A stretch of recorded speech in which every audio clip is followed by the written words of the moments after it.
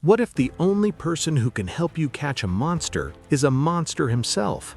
A brilliant young FBI trainee is sent into the depths of a maximum security prison to interview one of the most terrifying and intelligent killers ever put on screen, Dr. Hannibal Lecter. What begins as a desperate search for clues to stop another serial killer becomes a chilling psychological game that will haunt her and the audience forever. This is The Silence of the Lambs, the 1991 psychological horror thriller that didn't just scare people, it changed cinema.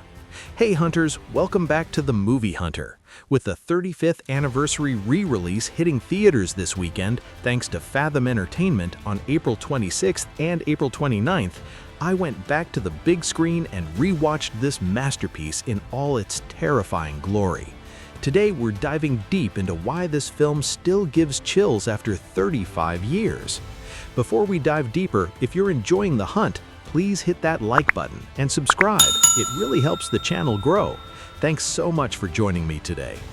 I first watched The Silence of the Lambs as a kid back in the 90s, and honestly, it messed me up in the best way possible. Anthony Hopkins as Hannibal Lecter left such a lasting impression. That calm, sophisticated voice, those piercing eyes, the way he could terrify you without raising his voice. It's one of those performances that defines a legendary actor. The story follows Clarice Starling, played brilliantly by Jodie Foster, a young, ambitious FBI cadet.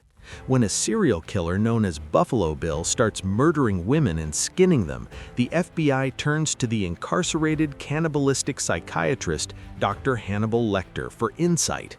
It takes one to know one, right? Clarice must enter into a twisted, manipulative relationship with Lecter, trading personal secrets for clues, while confronting her own traumatic past and racing against time to save the next victim.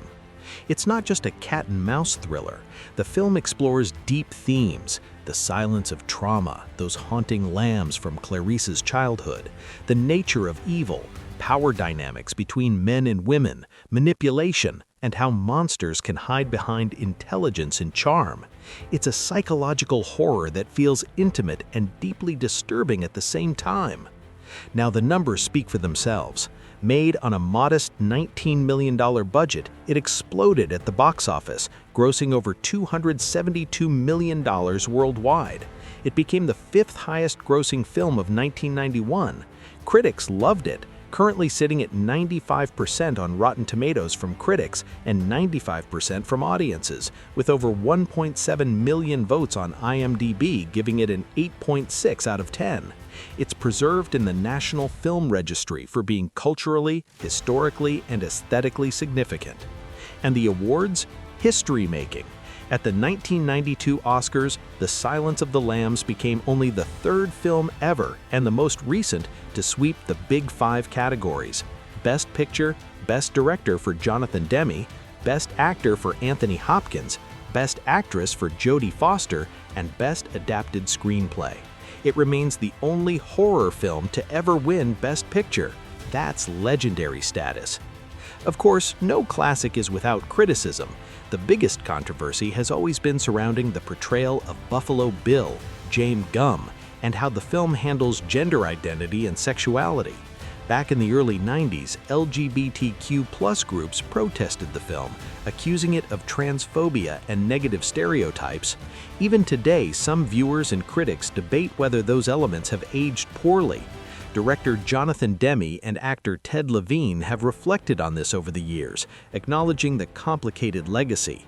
It's a fair discussion, especially in 2026, but it doesn't take away from the film's technical brilliance and tension. For me personally, this is a perfect 10 out of 10. The Silence of the Lambs didn't just entertain, it started a whole new era for psychological thrillers and horror.